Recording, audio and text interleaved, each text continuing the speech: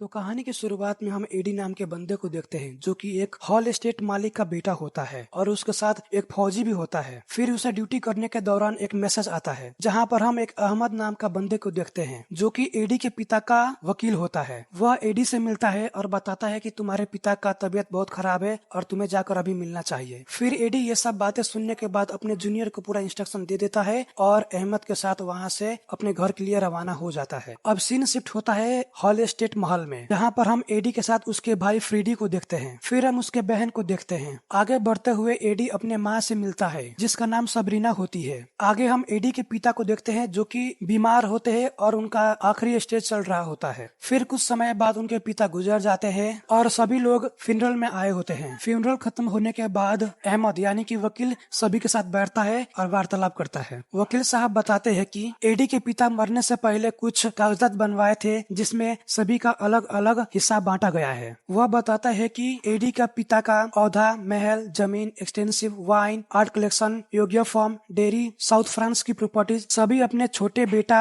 AD के नाम पर कर दिए होते हैं। फिर आगे हम जेफरी को देखते हैं जो कि हॉल एस्टेट महल में 20 सालों से काम कर रहा होता है। इसे एडी के पिता ने उस महल में रहने के लिए परमिशन दिया होता है। ये सब बात सुनने के बाद बड़े भाई यानी कि फ्रीडी का टेंशन बढ़ जाता है क्योंकि उसके नाम पर कोई भी जमीन प्रॉपर्टी नहीं किया गया होता है। आगे फ्रेडी बताता है कि मेरे पिता ने मेरे नाम पर कोई भी संपत्ति को नहीं छोड़ा है क्योंकि मैं एक शराबी हूँ और ड्रग एडिक्टर हूँ, पर मेरे नाम पर संपत्ति होना चाहिए क्योंकि मैं ये घर का बड़ा बेटा हूँ और मेरे पिता ने मेरे साथ गद्दारी की है और सारी संपत्ति को तुम्हारे नाम पर छोड़ दिए हैं। एडी बताता है कि मेरा इसमें कोई भी हाथ नहीं, जो किया पिता ने किया है। फिर फ्रेडी बताता है कि मैंने किसी दूसरे बंदे से 4 मिलियन यूरो का लोन लिया है और समय पर इंटरेस्ट के साथ पेमेंट नहीं किया तो वो मेरा नुनू काट देगा। फिर एडी पूछता है कि तुमने किस आदमी से पैसे लिए हो, तो वो बताता है कि मैंने टॉमी डिक्सन नाम के बंदे से पैसे लिए हैं और उसके साथ मुझे 25% इंटरेस्ट थप कर पूरे 8 मिलियन चुकाना है। और उसके साथ ये भी बताता है उसका बड़ा भाई का नाम जॉन डिक्सन है जो कि एक लिवरपूल का ड्रग डीलर है। फिर एडी पैसे के जुगाड़ में लग जाता है। आगे हम सुसी ग्लास को देखते हैं जो कि एक ड्रग्स का धंधा चला रही होती है और उसके साथ जो ड्रग्स का उत्पादन होता है वो एडी के ग्राउंड में किया जाता है, जिसके वजह से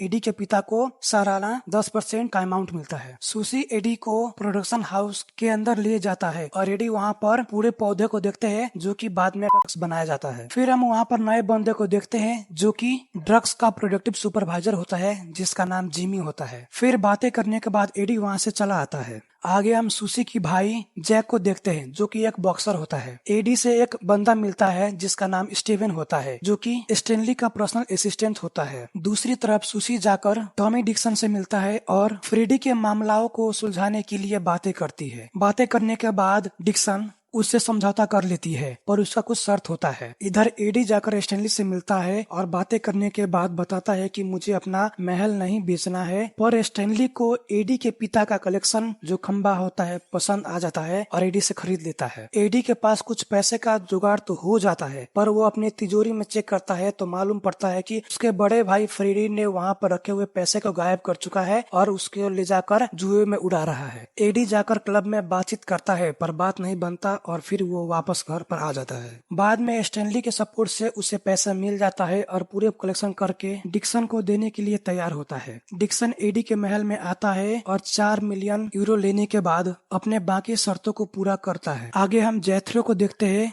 जो कि डिक्सन ने उसे अकाउंटेंट के रूप में रखा होता है। शर्त में कहा गया होता है कि उसके बड़े भाई फ्रेडी को मुर्गा बनकर नाच करना पड़ेगा और मैं उसका वीडियो रिकॉर्ड करूंगा। मुर्गा बन के डांस करते हुए वो फ्रस्ट्रेशन में चला जाता है और डिक्सन को टपका देता है।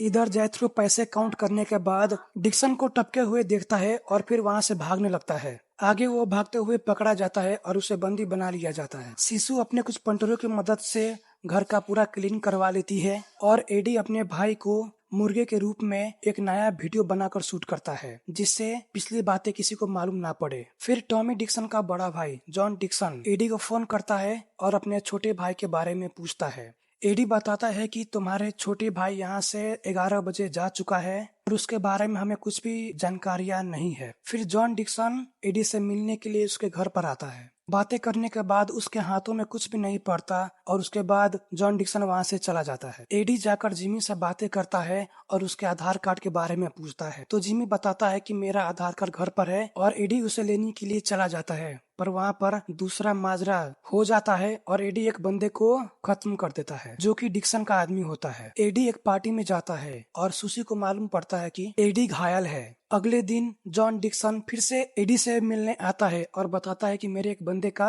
किसी ने टपका दिया है और वहाँ पर मुझे तुम्हारा ये गन मिला है। एडी बताता है कि मेरा यह गन चोरी हो गया था जब जैथरो यहाँ पर आया था। मुझे लगता है कि जैथरो जाने के वक्त यहाँ से मेरा गन को लेकर चला गया होगा। और इस तरह पूरे मर्डर का सस्पेक्ट जैथरो हो जाता है। आगे हम सुशी के पिता बॉबी को देखते हैं जो कि एक कैदी होता है तो उसके साथ एडी मिलने के लिए आया होता है। एडी कहता है कि आप लोगों ने जो मेरे जमीन का अड्डा बनाकर रखे हो, आप लोग ये जमीन को फ्री कर दो। और ये सब बात होने के बाद एडी वहाँ से चला जाता है। इधर जेफरी को आधार कार्ड मिलने के बाद दूसरी शहर में शिफ्ट किया जाता है। जिमी कुछ ड्रग्स को तैयार करने के बाद उसे दूसरे पार्टी को देने के लिए जा रहा होता है। रास्ते में जाने के दौरान एक होटल में जाता है और उसे एक लड़की से मुलाकात होता है। लड़की उसे प्यार का झांसा देकर उससे चुपचाप गाड़ी की चाबी निकलवा लेती है और दूसरे के हाथों गाड़ी को शिफ्ट करवा देती है। इधर एडी शिशु से मिलने आया होता है और शिशु को मालूम पड़ता है कि उसका एक ट्रक का गाड़ी चोरी हो चुका है। शिशु एडी से बात करते हुए बताता है कि मुझे कस्टमर को बताना पड़ेगा कि आपका माल डिले हो गया है और कुछ समय बाद मिलेगा। शिशु जाकर कस्टमर से मिलता है पर वो नहीं मानता। उसके बदले में उसे कुछ फाइन देने को बोलता है। फाइन के बदले में एक ग्रीन लैम्बोर्गिनी गाड़ी को चुराने के बारे में बात होता है और शिशु मान जाती है। ग्रीन कार को चुराने से पहले चाबी का एक कॉपी बनाना होता है। इसके लिए ग्रीन कार रखे हुए मालिक के पास जाता है और कहता है कि हमें एक नया गाड़ी खरीदना है, इसके लिए टेस्टिंग करना चाहते हैं। और उसी की बहाने से एडी ऑफिस के अंदर चला जाता है और नकली की बनाने में सफल हो जाता है। एडी घर पर जाने के बाद शिशु से मिलता है। फिर हम वहाँ पर जिमी को देखते हैं जो बताता है कि मेरी वजह से ट्रक का माल चोरी हो गया है। ट्रक को एक लड़की ने चुरा कर ले गई है। फिर एडी और शिशु बैठकर बातें करते हैं और एडी बताता है कि मैं उस गाड़ी को चोरी करने के लिए गया था पर मैं वहाँ से निकल गया पर मेरा भाई वहीं पर फंस गया। ग्रीन लैम्बोर्गिनी जिसका होता है वो एडी को फोन करता है। फिर एडी गाड़ी को लेकर उसके पास वापस आता है और उसके भाई को जैसे तैसे करके बचाकर वहाँ से वापस ले जाता है। दूसरे दिन हम जिमी को एडी और शिशु से बात करते हुए देखते हैं जहाँ पर जिमी बताता है कि मैंने एक नया आविष्कार किया है जो कि हाइब्रिड मॉडल पर काम करता है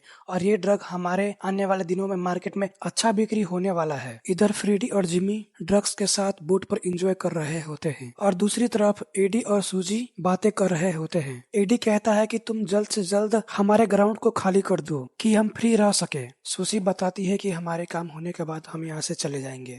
एडी अपने माँ से मिलता है और उसे मालूम पड़ता कि हमारे यहाँ नजदीक में किसी का देहांत हुआ है और हमें उसके फ्यूनरल में जाना है। फ्यूनरल में जाने के बाद हम वहाँ पर मैक्स को देखते हैं। आगे पार्टी में एडी मैक्स से मिलता है और फिर दोनों बिजनेस के लिए बातें करते हैं। मैक्स बताता है कि मेरे कुछ उलझने हैं, उसे सोल्व कर दो, उसके बाद हम दोनों मिलकर तुम्हारे काम को अंजाम दे देंगे। एडी बताता है कि तुम्हारा कुछ जमीन हमको लीज पर चाहिए। फिर मैक्स मान जाता है। दूसरी तरफ जिमी एक लड़की से बात कर रहा होता है और वो लड़की कहती है कि तुम जहाँ पर काम करते हो मुझे भी वहाँ पर ले चलो। एडी सुशी से बात करने के बाद एक बंदे से मिलता है जिसके जरिए से एक रिपोर्टर से मिलना होता है। रिपोर्टर से मिलने के बाद एडी उससे बातें करता है और एडी को कुछ सबूत मिलता है जो कि मैक्स के खिलाफ होता है। दूसरी तरफ जिमी अपने गर्लफ्रेंड को लेकर फार्म हाउस में आया होता है और बातें कर रहा होता है। एडी सबूत के साथ मैक्स के घर पर आता है और कुछ अनबन होने की वजह से मैक्स वहाँ पर मारा जाता है। अगली सुबह एडी अपने माँ से बात कर रहा होता है और बताता है कि जो काम से मैं गया था वो पूरा नहीं हो पाया। फिर उसकी माँ बताती है कि हमारे एक पड़ोसी के पास बहुत सारे जमीन है जिसके वजह से सुशी अपना काम कर सकती है। फिर एडी, सुशी और जैक बैठकर एंजॉय कर रहे होते हैं और ये वीडियो यहीं पर अंत होता है। अगले पार्ट के लिए इंतजार करिएगा। धन्यवाद।